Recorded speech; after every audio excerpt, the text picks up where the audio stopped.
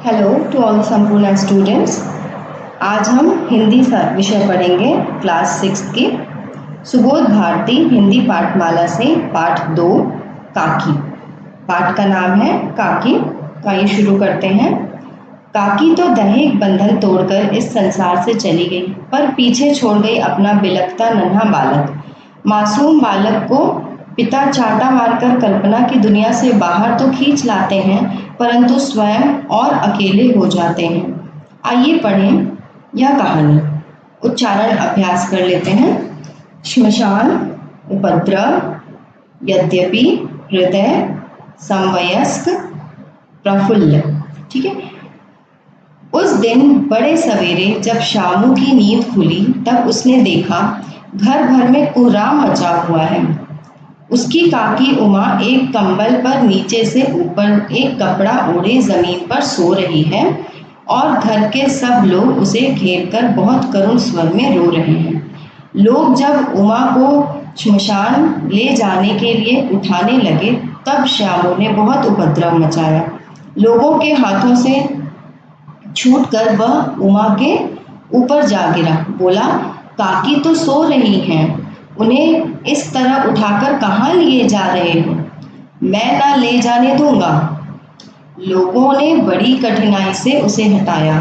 काकी के अग्नि संस्कार में भी वह न जा सका। एक दासी राम राम करके उसे घर पर ही संभाले रही। यद्यपि बुद्धिमान गुरुजनों ने उसे विश्वास दिलाया कि उसकी काकी उसके मामा के यहाँ गई है, परंतु असत्य के पर्दे में सत्य बहुत समय तक छिपा न रह सका। आसपास के अन्य नादान बालकों के मुंह से ही वह प्रकट हो गया। यह बात उससे छिपी न रह सकी कि काकी और कहीं नहीं, ऊपर रामा के यहाँ गई हैं। काकी के लिए कई दिन लगातार रोते रोते उसका रुदन तो धीरे धीरे शांत हो गया, पर शोक शांत न हो सका। जिस तरह वर्षा के बाद एक दो दिन में पृथ्वी के ऊपर का पानी गायब हो जाता है, परंतु बहुत भीतर तक उसकी नमी बहुत दिनों तक बनी रहती है, उसी प्रकार वह शोक उसके हृदय में जाकर बस गया। बहुत ज्यादा वो दुखी हो गया था। रो नहीं रहा था, लेकिन वो अंदर से बहुत ही ज्यादा दुखी हो चुका था। वह प्रायः अकेला बैठा बैठा खाली मन से आकाश की ओर ताका करता मतलब देखा करता। एक दिन उसने ऊपर के एक पतंग उड़ती देखी। क्या देखा उसने? एक उड़ती पतंग।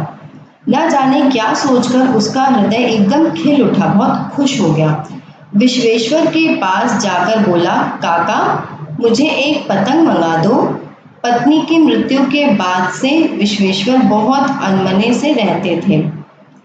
अच्छा मंगा दूंगा, कहकर वे उदास भाव से बाहर चले गए।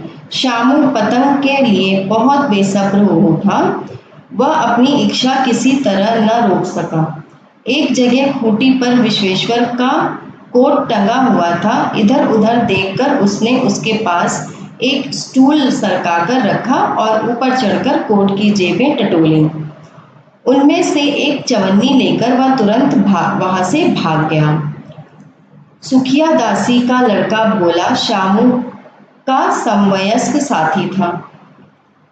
शामू ने उसे चवन्नी देकर कहा, अपनी जीजी से कहकर चुपचाप एक पतंग और डोर मंगा दो। देखो, खूब अकेले में लाना, कोई जान न पाए। पतंग आई। एक अंधेरे घर में उसने डोर बांधी जाने लगी। शामू ने धीरे से कहा, भोला, किसी से न कहे तो एक बात कहूं? शामू ने रहस्य खोला। कहा, मैं यह पतंग ऊपर राम के घर भेजूंगा। इसे पकड़कर काकी नीचे उतरेगी। लिखना नहीं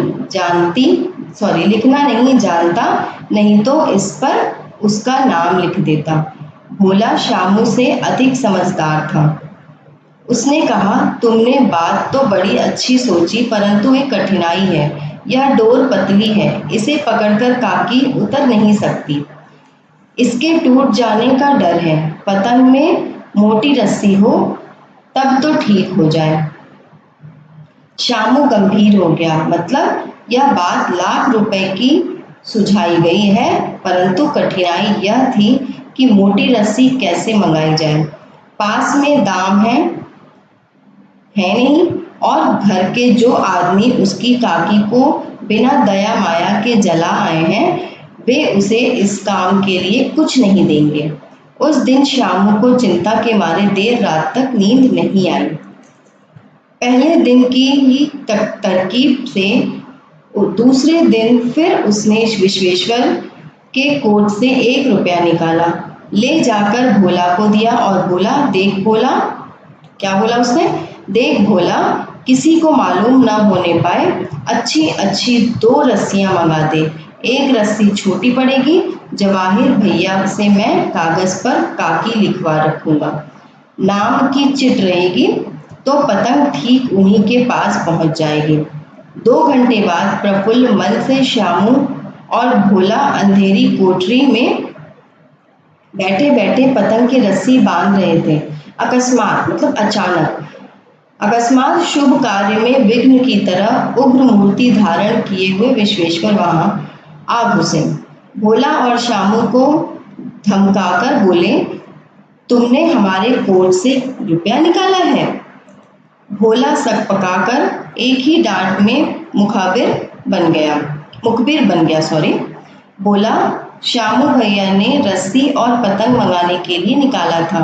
विश्वेश्वर ने शामू को 2 तमाचे जड़कर कहा, चोरी सीखकर जेल जाएगा? अच्छा, तुम्हें आज अच्छी तरह समझाता हूँ, कहकर 2-4 थप्पड़ और जड़कर पतंग फाड़ डाली। अब रस्सियों की ओर देखकर उन्होंने पूछा, ये किसने मंगाई? भोला ने कहा, उन्होंने मंगाई थी। कहते थे इससे पतंग तानकर काकी को राम के यहाँ से नीचे उतारेंगे। विश्वेश्वर एक क्षण के लिए हतबुद्धि होकर खड़े हो गए। उन्होंने फटी हुई पतंग उठाकर देखी। उस पर एक कागज चिपका था जिस पर लिखा हुआ था काकी। प्रस्तुत कहानी के लेखक हैं सियाराम शरण गुप्त जी। और अब इसका शब्द अर्थ आप अपनी कॉपी में कंप्लीट करेंगे, ठीक है। पार्ट 2 का शब्द अर्थ अपनी कॉपी में कंप्लीट करेंगे। काकी पार्ट का नाम है। शब्द अर्थ के बाद आप इसके मौखिक और लिखित प्रश्नोत्तर कॉपी में करेंगे। यह आपको आंसर मैं शो कर देती हूँ। यह है पार्ट 2 काकी मौखिक और लिखित के उत्तर, ठीक है। इसको आप अपनी कॉपी में कंप्लीट कर लेंगे, ओके। उसके बाद अब आपकी आती है भाषा की बात। ये पूरा पोर्शन आपको अपनी बुक में ही करना है, ठीक है। ये सब कुछ आप बुक में कंप्लीट करेंगे और अच्छे से सुंदर हैंडराइटिंग में लिखेंगे, ओके। इस तरीके से आपका पार्ट 2 खत्म हो जाता है।